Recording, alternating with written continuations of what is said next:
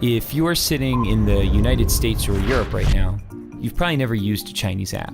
But the reality is, if you want to know how the internet will develop, China, the land once known for its cheap ripoffs, has actually become a guide to the future. You know, the internet is the internet. But for China, the internet is more like an intranet. It's largely walled off from the Western world by this incredibly complex system of filters and blocks that we call the Great Firewall. And basically, the Great Firewall blocks any foreign site the Communist Party doesn't think it can control. So that means there is no Facebook, no Twitter, no Google. Instead, what filled the internet vacuum was a generation of Chinese copycats that have grown into huge companies. So for Google, you had Baidu. For YouTube, you had Youku. For Twitter, you had Sina Weibo, and the list goes on and on. It's almost as if the Chinese internet is a lagoon as an aside to the greater ocean of the internet. And in that lagoon, there are these swamp monster apps that bear some resemblance to the creatures in the ocean, but are mutated in some ways because they evolved in a different kind of environment. But things have started to shift in the sense that before, no one outside of the lagoon really cared about the swamp monsters. But now all of a sudden, some of the features they've developed are so amazing that Western apps are trying to copy them. And the greatest example of this is WeChat. WeChat is an example of, for lack of a better word, a super app.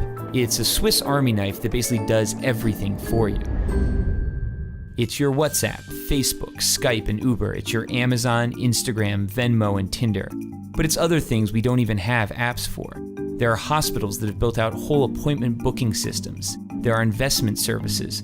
There are even heat maps that show how crowded a place is, be it your favorite shopping mall or a popular tourist site. The list of services goes on basically forever. But it's not the variety of things you can do on WeChat that makes it so powerful. It's the fact that they're all in one app. So why does that matter? Hypothetically, imagine you're sitting at home and one day you notice your corgi is dirty. You open WeChat, hit a few buttons, and a few hours later a man shows up at your door with some shampoo and a big vacuum. Your dog gets cleaned and he looks great. You take a photo, you share it with your friends, and tag the dog cleaning business. You haven't left the app. Your friend who likes Hello Kitty and works a boring office job is slacking off at work and looking at WeChat. She sees the photo of your clean corgi. She decides she wants her poodle cleaned. She clicks the tag on your photo and orders the same service. Within seconds, the man with the big vacuum is on his way to her house. She pays him, and he's happy because he got paid instantly on WeChat. She starts chatting with you to thank you. Neither of you have left the app. While chatting, she tells you about a new hip noodle joint. She says, you have to come. It's a schlep, but you accept. She orders food while still at her desk. You order a taxi. She pays for the food. On the way to her house, the man with the big vacuum invests the money he earned from both of you into a wealth management product that's probably a little too risky. Neither of you nor the man with the big vacuum have left the app. Both of you arrive and the app tells the kitchen you're there. Your WeChat profile photo pops up on the wall. It's an old photo from the year you had that weird part in your hair. Of course she makes a comment. Your food is served. You notice your meat is a bit overcooked, so you snap a photo and post a disparaging restaurant review. You're already on your phone and you remember you still owe your friend money because she paid. You transfer her money. Neither of you, the man with the big vacuum, nor the restaurant have left the app. At the restaurant, there are no menus, there are no waiters, there is no cashier. There is only WeChat. By rolling so many functions into one single app, it's altered the concept of virality.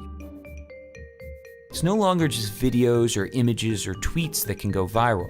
It's a dog washer, noodles, all sorts of companies and products that get the push of a social network. Here in China, that network is 700 million people. Sounds great, right? Well, it is, but using a single app to find a date, schedule an oil change, or notarize a document also enables WeChat to collect a staggering volume of personal data. They know what you talk about, who you talk about it with, what you read, where you go, why you're going there, who's there, how you spend money when you're online, how you spend money when you're offline. The list goes on indefinitely. For advertisers, this is a miracle. It's the combined data of Facebook, Amazon, Google, and PayPal, all in one place. The problem is, all of the data is information Chinese companies are forced to share with the Chinese government, which has a long record of human rights violations and isn't exactly shy about stalking its citizens. So if you're not in China, why does this matter? It matters because we're starting to see a number of Western tech companies attempt to replicate super apps like WeChat. For the companies, it's incredibly powerful, and for you and me, it's a convenient and even transformative technology. But of course, it could also be problematic. Concentrating so much data in so few hands could lay the groundwork for an Orwellian world where companies and governments can track every single movement you make.